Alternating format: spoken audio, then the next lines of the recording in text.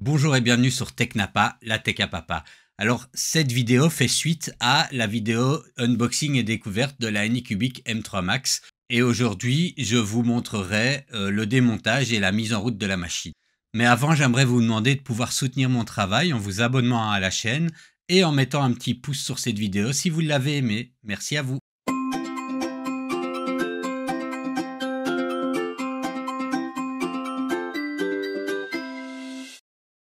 Alors commençons par la découverte du mode d'emploi. Comme vous pouvez le voir, le mode d'emploi est assez qualitatif. Malheureusement pour les anglophobes, il est uniquement en anglais. Alors, petite découverte autour du propriétaire de la machine avant de procéder au montage à proprement parler. Vous voyez, elle est lourde, hein, elle est très très lourde et elle transpire vraiment la robustesse et la qualité. Pour le reste, à part son côté grand format, elle est assez classique dans sa conception, si ce n'est ce capot qui se sépare en deux et on le verra plus tard, qui devrait être fixé à l'arrière. Alors si je me réfère au mode d'emploi, la première étape va consister à fixer le plateau. Je le rappelle, est un énorme plateau. Donc je propose de commencer tout de suite. Alors, la première étape avant de fixer le plateau, c'est de dévisser la molette qui permet d'attacher le plateau. Ensuite, voilà, je viens simplement glisser le plateau à l'intérieur, hein. Vous voyez, le système est quand même très facile. Il n'y a qu'une seule molette à tourner, en serrant suffisamment, mais pas trop. Et voilà, c'est pas plus difficile que ça. Alors la seconde étape va être de fixer le couvercle arrière à l'aide des vis fournies, mais avant ça nous allons retirer le film plastique qui protège le capot en acrylique.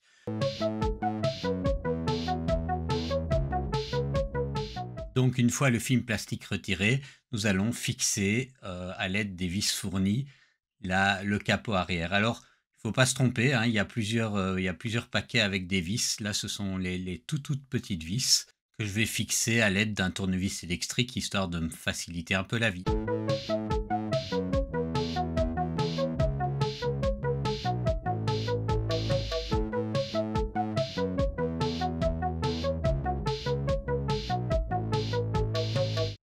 Alors maintenant nous allons fixer le porte-bouteille à l'arrière de la machine, hein. Ça fait partie du système de remplissage automatique.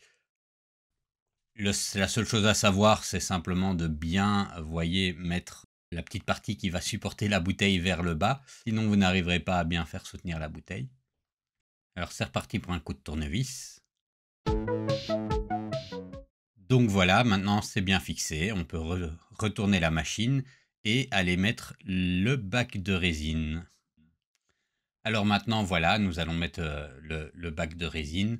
La première chose à faire, vous voyez, il y a un petit film de protection à l'arrière. Il va falloir le retirer tout simplement.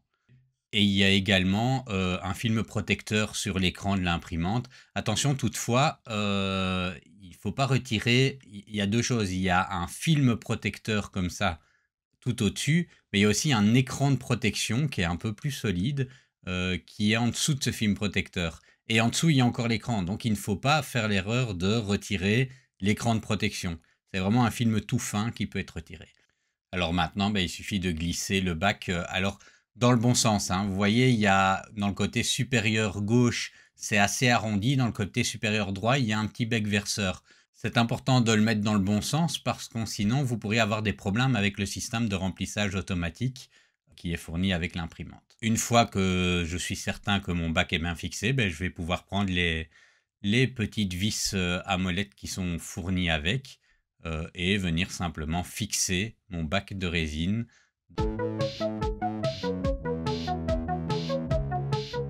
Et voilà, une fois que les deux vis sont mises, on voit bien que c'est du solide, ça ne bouge plus du tout. Alors maintenant, nous allons nous occuper du système de remplissage automatique. Alors il consiste en quoi? Il consiste en ce petit appareil qu'on va mettre dans une bouteille et qui va en fait aspirer la résine et re-remplir le bac en fonction de ce que le détecteur qui est mis dans le bac à résine principal détectera comme quantité restante de résine. Alors nous avons besoin de prendre pour ça aussi deux tuyaux qui sont dans la boîte des fournitures. Alors voilà, un tuyau transparent et un tuyau noir. Alors le transparent va servir à faire passer de l'air et le noir à faire passer la résine vers la cuve.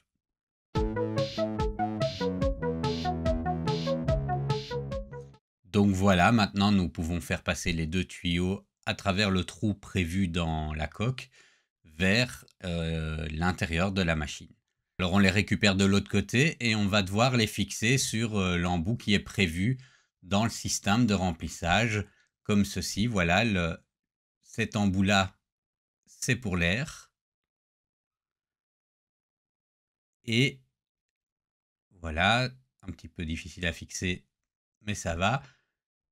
Et l'autre embout, c'est pour le passage de la résine. Alors je vais vous faire un gros plan, hein, comme ça vous voyez bien où il faut brancher les choses. Voilà. Alors vérifiez quand même bien qu'ils sont bien attachés, parce que s'ils se décrochent en cours d'impression, ben, vous risquez des catastrophes. Alors maintenant, ben, je vais allumer la machine. Bon, je l'ai branchée au préalable, hein, et j'allume la machine avec le bouton sur le côté. Et ben voilà, le temps de boot, c'est pas instantané, mais c'est pas très long. Donc découvrons l'interface. Alors 3 menus principaux, c'est assez similaire à toutes les machines de la gamme chez Anycubic. Alors dans le bouton Tool, nous avons différentes fonctions, donc les outils. Et vous voyez ce petit bouton, ben, c'est ce qui vous permettra d'activer ou de désactiver le système de remplissage automatique. Alors si on appuie ici sur la petite roue crantée, on va pouvoir déterminer la vitesse à laquelle on veut que la résine se remplisse dans le bac. Bon, on peut désactiver le son, les bip-bip. Moi, je le fais, les bip-bip énervants sur l'écran. Alors, la touche exposure correspond à la fonction de nettoyage des résidus de résine dans le bac. La touche détection, ça permet de faire aller ces lampes UV pour voir s'il n'y a pas des ampoules UV qui sont pétées. Et la touche Move Z permet simplement de contrôler le mouvement vous voyez comme vous le voyez là, hop, je vous montre, de contrôler le mouvement de la montée ou la descente du plateau. Vous avez quelques petites options, vous pouvez faire par pas de 0,1 mm, par pas de 1 mm ou par pas de 10 mm. Alors si on appuie 2 fois sur la touche retour, on va se retrouver à l'écran principal où nous pourrons prendre le bouton système. Et là, ben voilà, vous pouvez changer la langue. Il y a le choix qu'entre le chinois et l'anglais pour le moment. La touche service n'est pas très utile. Ça vous rappelle le site internet si vous avez un problème. Et la touche info vous permettra de vérifier la version du firmware de votre machine ainsi que son identifiant. Alors à l'heure où je vous parle, il n'y a pas encore une mise à jour de firmware sur cette machine. Alors voilà, je rappuie encore 2 fois sur la touche retour et il reste le menu Print qui vous permettra de sélectionner les fichiers à imprimer qui sont stockés sur la clé USB. Alors, il nous reste maintenant la dernière étape qui est l'étape la plus importante dans la mise en route d'une imprimante résine et d'une imprimante 3D en général, c'est le leveling et ici donc le leveling du plateau. Alors j'en ferai une vidéo à part avec exactement le même contenu, mais pour pouvoir avoir accès beaucoup plus facilement à cette partie, si vous avez envie de vous y référer plus tard. Donc pour le leveling du plateau, ben, qu'est-ce que je vais commencer par faire? Je vais commencer par dévisser les petites vis sur le côté du plateau, voilà. Alors pas complètement les dévisser, hein. Il faut juste un peu les détacher histoire que le plateau bouge, que la tête soit un peu mobile comme ça. Donc voilà, j'ai 4 vis à dévisser avec la clé Allen qui est fournie avec. Et une fois que les 4 sont un petit peu dévissés, ben voilà, vous voyez, le plateau bouge. C'est dans cet état qu'il faut être. Il faut que la tête du plateau, en fait, permette de bouger de manière assez libre, comme ça, un petit peu dans toutes les directions. Voilà, comme ceci. Alors, je fais un arrêt sur image grâce à la magie de Première parce que je me rends compte que j'ai oublié de vous expliquer quelque chose. Il y a plusieurs méthodes pour faire le nivellement ou le leveling d'un plateau. La méthode qui est fournie avec l'imprimante, enfin dans le mode d'emploi, c'est de mettre une feuille cartonnée d'une certaine épaisseur qui correspond en fait à l'épaisseur d'un film FEP et de l'utiliser pour générer cette espèce de micro-espace qu'il y a entre l'écran et le plateau au moment de la descente.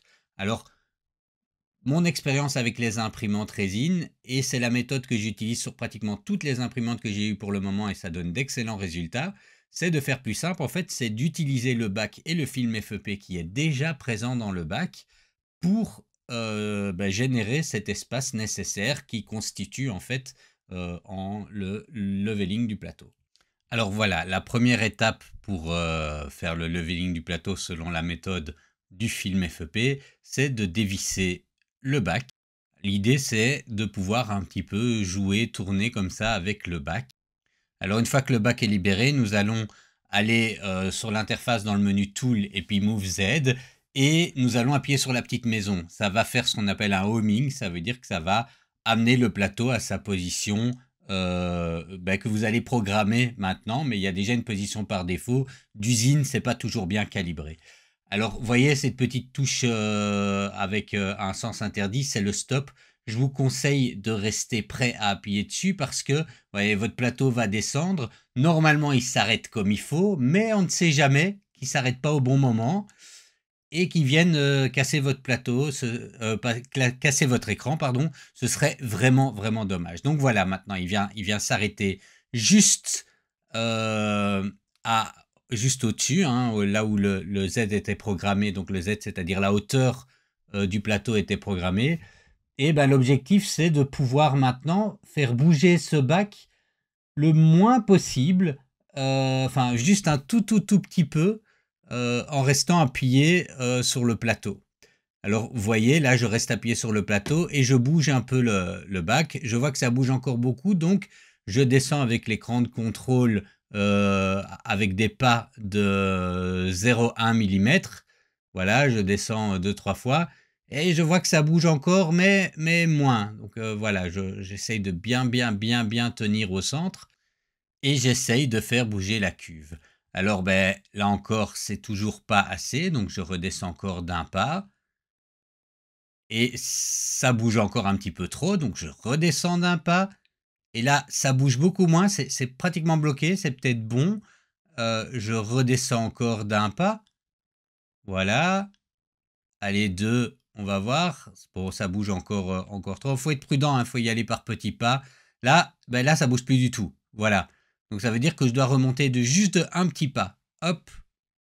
Donc j'appuie sur 0,1 et je rappuie d'un petit pas. Voilà. L'écran est des fois un petit peu capricieux, je dois avouer. Voilà, donc maintenant ça bouge à peine, mais pas très fort. Si je rappuie en dessous, ça bouge quasi pas. Donc je remonte d'un pas. Et voilà, on va dire que cette hauteur-là, c'est l'hauteur du Z qui me convient.